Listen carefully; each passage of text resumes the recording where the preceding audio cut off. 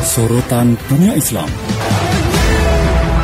Baik rekan Dakta, pagi hari ini kami bersama dengan redaktur pelaksana Media Umat, ada Bang Mujianto. Assalamualaikum Bang Mujianto. Waalaikumsalam warahmatullahi wabarakatuh. Kabar sehat Abang? Alhamdulillah baik. Media Umat lagi membahas apa ini Bang Mujianto? Ya, kita ngangkat soal bencana yang banyak terjadi di Indonesia, khususnya kemarin menyoroti khusus tentang letusan atau erupsi dari Gunung Semeru gitu. Jadi ternyata bencana yang terjadi di beberapa hari terakhir ini menjadi sorotan fokus bagi Media Umat untuk dibahas ya Bang Mujianto. Iya, karena bagaimanapun kalau kita berkaca pada masa yang lalu, kalau ada fenomena alam itu nggak sekedar dibahas dari sisi sains saja atau ya udahlah fenomena alam, tapi juga dibahas dari sisi keimanan gitu ya, karena pada dasarnya dulu para pemimpin umat itu kalau ada begitu itu pasti langsung berkaca, salah kami apa ya, umat ini salahnya apa ya, begitu ya. Yang kemudian kalau dulu Umar bin Khattab itu langsung meminta rakyatnya, mari kita bersama-sama bertaubat, itu jangan-jangan kalian pada maksiat sehingga muncul bencana. Nah, apakah ini kemudian kita refleksikan sekarang? Apakah kemudian di negeri kita itu terus begitu atau ya sudahlah bencana ya sudah bencana saja begitu. Tapi sebetulnya apa pesan yang ingin disampaikan di dalam tulisan Media Umat terbaru ini tentang bencana, Bang? Ya, dari sisi bahwa bencana itu kan ada yang menggerakkan gitu ya. Bencana ini bukan sekedar benda mati yang bergerak begitu saja, ada banjir, ada gunung meletus, tapi ini pasti ada kehendak dari Allah Subhanahu wa taala, dan itu kalau lihat dulu masa Nabi, masa sahabat, itu pasti berkait dengan sikap dari umat ini. Apakah umat ini kemudian banyak maksiat atau tidak gitu. Kalau lihat pesan-pesannya pasti menyangkut ke sana. Jangan-jangan bencana ini karena kemaksiatan itu sudah begitu merajalela di mana-mana, dan sementara manusianya nggak mau tobat. Nah, di sisi lain ulamanya juga sudah berhenti atau sudah kurang melakukan amar ma'ruf nahi mungkar. Nah, ini yang kita pesankan, terus kita harus amar ma'ruf nahi mungkar, teruslah bertobat, teruslah kita mendekat kepada Allah ya, karena semua yang ada di dunia ini pasti Allah punya kehendak untuk mengingatkan kita agar kita semakin dekat kepadanya gitu. Oke, baik. Nah, pagi ini kita juga akan membahas terkait dengan DPR Amerika Serikat pada Selasa pekan lalu meloloskan tentang RUU untuk berantas Islamofobia. Abang melihat lolosnya RUU ini seperti apa, Bang? Pengaruhnya? Iya, ini satu hal yang menarik saya kira ya, karena sumbernya Islamofobia itu kan dari Amerika gitu ya. Ini terjadi dulu setelah peristiwa 9/11 ya, peristiwa runtuhnya menara WTC, dan kemudian George Bush itu dengan mudahnya kemudian memantik Islamofobia ke seluruh dunia dan mengobarkan apa yang dia sebut sebagai perang salib gitu.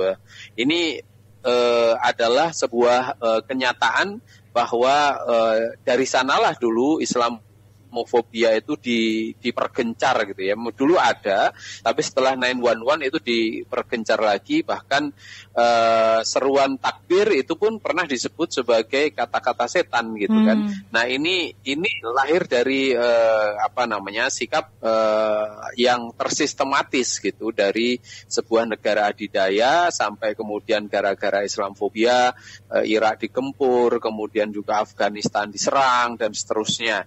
Nah, kemudian saat ini sudah mulai ada upaya untuk kemudian dalam tanda kutip ya, ini kita tidak tahu nanti endingnya kayak apa. Paling tidak ini akan mengerem gitu ya, mengerem kampanye Islamofobia yang selama ini dipimpin oleh Amerika. Kalau dulu kan perang terhadap terorisme, war on terrorism, kemudian berubah sedikit menjadi war on radicalism, yang kemudian itu ujungnya adalah semuanya Islamofobia gitu. Nah dengan adanya ini, apakah itu nanti akan berlaku bagi keluar dari Amerika atau hanya berlaku di dalam negerinya untuk mencegah konflik yang berkepanjangan atau memacu adanya pergeseran di antara mereka. Nah, ini kita belum tahu. Tapi paling tidak, kalau ini undang-undang nanti lahir sebagai undang-undang, kan sekarang baru RUU, ini akan menjadi satu momentum saya kira di dunia gitu ya untuk perkembangan berikutnya begitu. Iya. Nah, kalau Bang Mujianto cermati, apa yang akhirnya menjadi pertimbangan untuk meloloskan RUU ini, Bang? Ya, ini kan sebenarnya inisiatif dari seorang anggota DPR atau Kongres Amerika namanya Ilhan Omar gitu ya. Ilhan Omar ini sering diejek lah gitu ya oleh orang-orang Partai Republik gitu dengan menyebut bahwa dia adalah pasukan jihad legislator liberal gitu ya. Jadi dia tahu juga memang partai mereka semuanya kan liberal gitu. Tapi ini disebut sebagai pasukan jihad gitu. Nah, dia tidak terima gitu ya, seolah-olah kalau anggota legislator itu Muslim gitu ya, seolah-olah ini adalah sebuah aib gitu ya, yang harus dilecehkan gitu. Nah, ini yang kemudian mendorong dia berbalik kemudian membuat satu serangan balik ya kepada Partai Republik, dan kemudian Partai Republik itu disebut sebagai partai suka perang. Nah, akhirnya terjadilah perdebatan yang hangat di sana, dan dari situ kemudian ada voting untuk kemudian meloloskan. Dia berinisiatif meloloskan undang-undang anti Islamofobia itu, dan kemudian menang 219-212 dalam sebuah pemungutan suara. Nah, ini awalnya. Jadi apa yang dialami oleh sebagian Muslim di Amerika itu diskriminasi dan sebagainya, itu memang faktanya terjadi bahkan di dalam level parlemen sendiri gitu ya. Nah, ini yang kemudian mendorong salah satu wakil rakyat di sana untuk mencoba menggulkan rancangan undang-undang ini untuk dibahas gitu. Ya, gambaran baru dari politik yang akan terjadi dengan adanya lolosnya RUU ini seperti apa, Bang Mujianto? Nah, kita belum tahu ya, karena ini kan baru RUU, belum lahir menjadi undang-undang. Nah, nanti kalau sudah jadi undang-undang, kita akan lihat pasal demi pasalnya seperti apa. Dan yang dimaksud Islamofobia ini menyangkut hal apa saja gitu ya. Nah, dari situ nanti kita akan bisa melihat apakah ini akan berefek gitu kepada hubungan Amerika dengan luar negeri, ataukah ini hanya berlaku bagi komunitas Muslim di Amerika. Nah, dari situ nanti kita baru bisa lihat dan baru bisa prediksi seperti apa. Karena kalau ini lolos untuk kemudian kepentingan Amerika ke luar negeri, ini saya kira sangat luar biasa, itu nanti akan berpengaruh kepada negara-negara lain gitu ya. Tapi kalau ini hanya misalnya nanti berlaku untuk Islamofobia di dalam negeri, ya ini tidak ada efeknya, karena sekarang ini justru di negara-negara lain termasuk di Indonesia, Islamofobia itu justru makin kental gitu ya, dan seolah-olah meniru apa yang terjadi di negara adidaya Amerika gitu. Oke.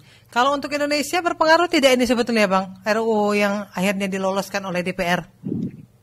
Nah, kalau sekarang kita belum lihat, tapi saya kira ini sangat penting untuk di Indonesia, karena bagaimanapun sekarang ini wajah-wajah anti-Islam itu semakin hari bukannya semakin tenggelam, justru semakin hari semakin menampakkan diri gitu ya. Dan uniknya begitu, kalau di Amerika ini yang Islamofobia ini orang-orang kafir gitu ya, orang non-Muslim gitu. Di Indonesia ini uniknya adalah yang Islamofobia ini orang-orangnya mengaku Muslim gitu. Nah, ini satu mungkin anomali barangkali ya, orang Muslim tapi anti-Islam gitu ya, kemudian suka membenci, suka kemudian membuat statement-statement yang menyakitkan, apalagi dia duduk sebagai pejabat yang luar biasa tinggi gitu ya, seolah-olah orang Islam Indonesia ini orang Islam yang tertuduh ya di banyak hal, apakah disebut radikal, ekstremis, fundamentalis, intoleran, anti kebinekaan, semua label-label jelek ini tumpahkan kepada orang Islam yang notabene yang nuduh itu adalah orang Islam sendiri. Nah ini yang saya kira di negeri kita ini sangat memprihatinkan dalam kondisi seperti sekarang. Jadi ini tentu berebut pengaruh di dunia dengan adanya meloloskan RUU tersebut oleh Amerika ya Bang? Iya, ini nanti akan berefek ya. Saya kira kalau itu berlakunya untuk dunia internasional itu akan berefek, dan itu bagi umat Islam akan menjadi satu kesempatan saya kira untuk menunjukkan bahwa Islam itu tidak seperti yang mereka tuduhkan gitu. Itu satu sisi. Satu sisi yang lain itu bisa meredam kampanye Islamofobia yang sekarang ini sedang terjadi di dunia barat. Kita tahu kok gitu bahwa kampanye Islamofobia ini sebenarnya bukan dari orang Islam, pasti itu, karena nggak mungkin lah orang Islam kok benci sama agamanya. Tapi ini kampanye dari pihak-pihak yang memusuhi Islam. Hanya saja tentu di negeri kita yang mayoritas Muslim itu yang menyuarakan adalah dipakai orang-orang Islam sendiri, karena nggak mungkin dong dipakai orang-orang yang bukan Islam. Nanti akan terjadi pertentangan yang sangat gitu. Makanya digunakan dalam bahasa agama ini orang-orang yang ya mungkin ya munafik lah begitu ya, untuk kemudian digunakan untuk memukul ajaran agamanya sendiri. Nah ini saya kira yang sekarang ini dialami, dan dunia internasional memang sedang bergolak untuk meredam bangkitnya Islam. Ya ini kenapa? Karena umat Islam sekarang di mana-mana ya itu punya giroh yang besar gitu ya. Nah ini yang tidak diinginkan oleh mereka yang benci kepada Islam. Selama ini Abang melihat antara Partai Demokrat dan Partai Republik di sana seperti apa Bang? Nah kalau secara internasional ya terhadap global ya, dunia global khususnya terhadap Islam itu sebenarnya hampir sama ya. Mereka menganggap Islam itu sebagai potensi ancaman. Karena apa? Karena Islam itu dulu pernah menjadi sebuah peradaban yang menguasai dunia, pernah menjadi negara adidaya. Dan karena itu Islam itu di dalam posisi strategis Amerika itu diwaspadai gitu ya. Karena itu kalau kita lihat beberapa analis itu kan menunjukkan salah satu potensi kekuatan yang akan muncul di kemudian hari itu adalah potensi Islam sebagai sebuah institusi yang akan lahir kembali. Nah, dari dalam kacamata Partai Demokrat maupun Partai Republik sebenarnya posisi Islam itu di situ. Hanya saja yang membedakan adalah bagaimana tindakan atau kebijakan dari dua partai ini. Nah, kalau Republik itu lebih suka menggunakan tangan besi lah, atau menggunakan hard power gitu. Nah, kalau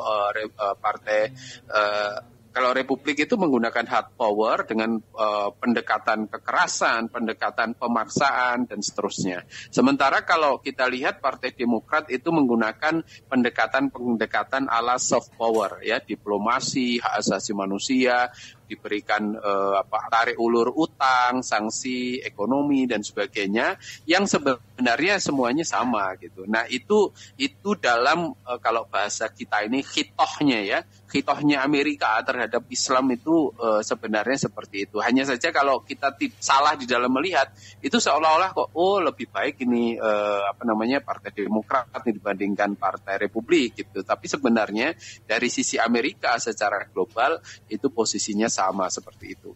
Iya, kalau kita tarik mundur beberapa waktu lalu, ini juga pernah terjadi di era Presiden Bush yang memantik soal Islamofobia dengan dengan diksi hitam putih ya, Bang? Iya, jadi kalau Bush dulu kan begini, you with us or Anda bersama saya, ya. atau Anda berhadapan dengan saya. Itu kan pendekatan ala Bush gitu ya, setelah 9/11. Jadi negara di dunia semuanya itu dipaksa bersama dengan Amerika. Kalau tidak mau dengan Amerika, maka dia disebut sebagai lawan.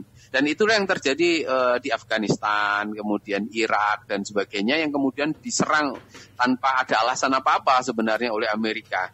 Nah, itu adalah politik hitam putih Partai Demokrat dengan kekuatan hard power-nya gitu ya, dengan kekuatan fisiknya. Nah, ini ala Demokrat. Tapi sebenarnya tidak kalah bahaya juga Partai Demokrat ya. Kalau Partai Republik dengan seperti itu, Partai Demokrat tuh mainnya dengan lebih halus, dengan menggunakan diplomasi ya.